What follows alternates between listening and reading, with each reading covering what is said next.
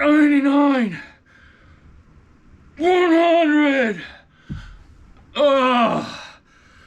Oh, feel the burn. Hey friends, welcome to Andy's Audio Crap, where we talk about audio gear in all of its glory. This beast, absolute heavy ass beast, is a Yamaha, and in this series what we're trying to do is find something that sounds like this Marantz that we can maybe put in our garage, or second Marantz, or maybe just not even buy a Marantz and just buy whatever's over here on this right hand side. My left, your right, it's all good. Let's just get into it.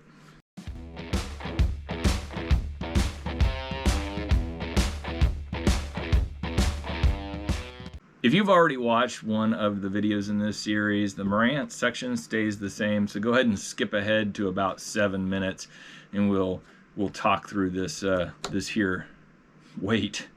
Hopefully you're already familiar with Marantz. They have a long legacy of creating some of the most sought after, most desirable receivers and amplifiers. This in particular is a 2230. The 2230, they sold, I don't know how many hundreds of thousands of these, but they used to be a dime a dozen. You could go out on any alley and find 2 or 3 of them. I'm being a little sarcastic, but 10 years ago these were next to worthless. Now these are just going through the roof. So why? Well, they sound absolutely killer good. In my pursuit to find something that can substitute in for this, I'm going to be looking at several different categories.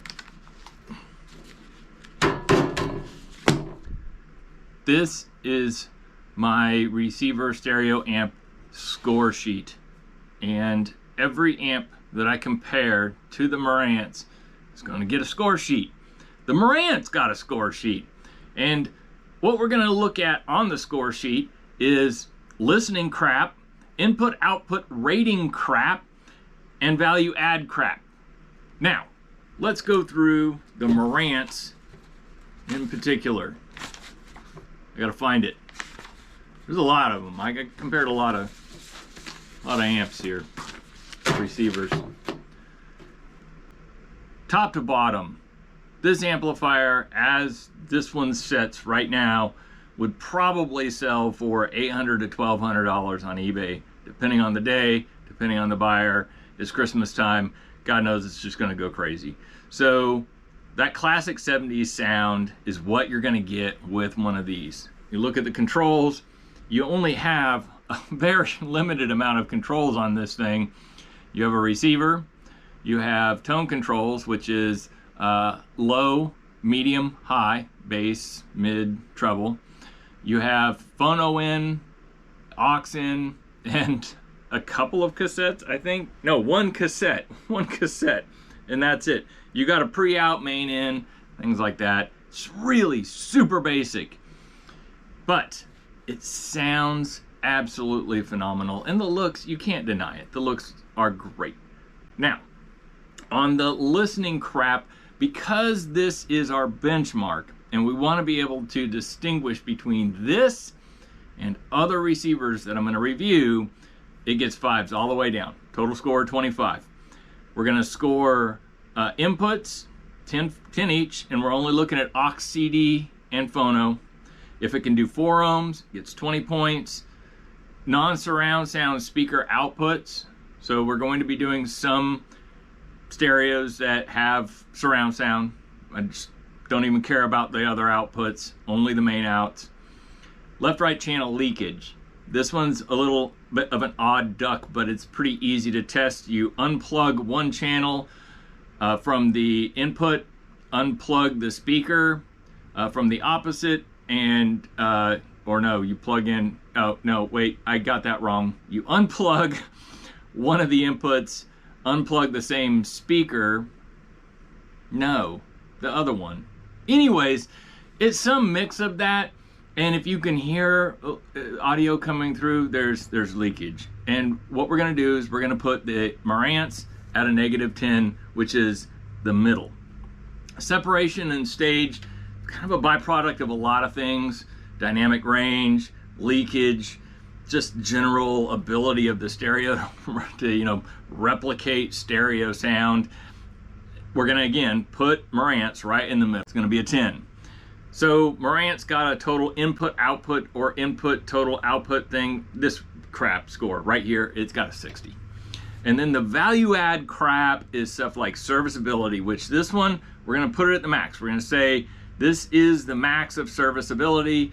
Everything from there on out is just going downhill, right? If you can match the serviceability of this, actually, you know, just gonna use my own experience here, this thing is ridiculously serviceable.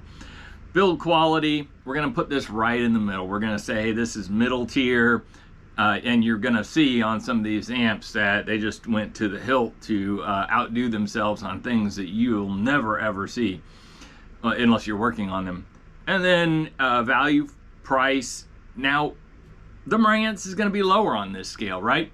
It's very expensive for what it is, for how many watts you're getting, and well, you'll see as you watch these videos, you'll see the faceplate option and just general attractiveness. Marantz, I put it at a 40 on both. There are better ones out there, and I'm looking at one of them right now. Hopefully you subscribe, because this is going to be a series. I don't know how long it's going to go on. I just keep finding stuff and buying it to review against the Marantz. Let's look at what we're comparing to in this video. This Yamaha came out sometime around the, I feel like a goofball dressed like this. It came out in the, just prior to the 2000s, so like 98-ish. It was about 2,500 bucks at that time. And it looks just, it's absolutely beautiful. Like, it genuinely does, from a looks perspective, give the Marantz kind of a run for the money as far as the looks are concerned. Wattage, way up there.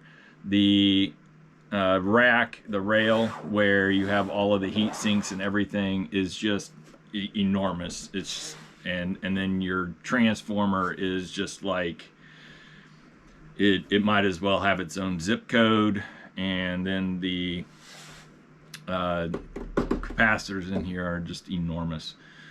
This thing can punch like nobody's business. It just, and now I do the reviews for these based on everything being like neutral, like all of the tone controls are either canceled or they're in neutral position, which, you know, levels the playing field somewhat when it comes to the Marantz sound. But this thing, once you start playing with the tone controls, it's just, it's an absolute beast. This will become one of my primary receivers. I will probably be displacing my Harman Kardon up here. All right, let's look at the scoring here. On the sound, or the listening crap, not the sound crap, the listening crap, it's just, like I put on here, absolutely stunning and hearing new things. And that really does kind of set the stage for what we're going to go through here. Rocket Man was absolutely to die for good. Like, I ended up taking this Yamaha, and after doing the AB, I ended up, I think, listening to it for several days. Mainly because I didn't want to be heartbroken if it was going to die real soon. I did get it for like 350 bucks off of eBay, an eBay seller. And there's several of them out on eBay right now. I think they're $450, $400. I got mine because I asked the guy if he'd give it to me for cheaper than the price he had it listed for. I think $450 is about the going rate for one of these. As far as like steal of a deal, abso-freaking-lutely. Oh my God, these will probably end up at some point in time getting some attention, and the price is going to start to go up on them. It may go a little bit further down before that happens, though. Don't know. Anyways, so Mama Said guitars and Cadillacs, both absolutely phenomenal. The mama said the mix that is supposed to sound kind of live studio-ish, and the guitars and Cadillacs absolutely sounds like you are in a bar listening to listening to the music. Take 5, Enter Sandman. It was just kind of average on those. It really didn't like pull anything out until you started messing with the sound, and then it was like knock your socks off good. And with the Marantz, when you start messing with the tone controls, it's just you're making the Marantz sound even punchier and even brighter. But with the Yamaha here, it is just, oh man, it's like you're taking the music to a different level. It's really hard to describe that a tone control that can do that. But it's like it's not based on just, it doesn't feel like when I'm listening to this that it's based on just an individual like line as far as hertz is concerned. It's like it graduates instead of like bumping the curve up at a certain point. It like just moves the entire curve before it and after it, but it doesn't get too chirpy, if that makes sense. So if you turn up the treble on this Marantz, it gets way too chirpy. This never gets too chirpy. On top of that, there is like absolutely no leakage between the two channels, not that I could detect. And I tried. Like, there are only two receivers in this entire review series that had no leakage, and this is one of them. And Harman Kardon was another one. All right, as far as 4 ohms, it can do it. As far as Phono aux CD, it has what the Marantz has. The leakage, the separation and soundstage is absolutely killer good. I cannot even emphasize how good it is. You would have to experience one, is really what it boils down to. If you are in the market for something that doesn't need HDMI and you just want that classic analog sound, this is just like, it's great. This is absolutely fabulous. And it does have phono in. That's one of the criteria for this, if you read down in the description. As well as you don't need a remote. So you can be completely missing the remote on this thing and you'll be golden.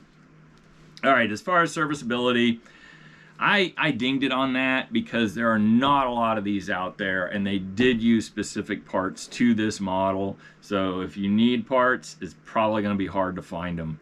As far as build quality, off of the charts, absolutely just went out of their way to do a fabulous job on this thing. Value price, honestly, I don't think I have ever touched something this good for $350. You know, this I think honestly you could put this up against like Macintosh, a 2270, the top end Marantz. It's that good. It's really that good. And then as far as visually attractive, the only thing that it doesn't have going for it is 70s.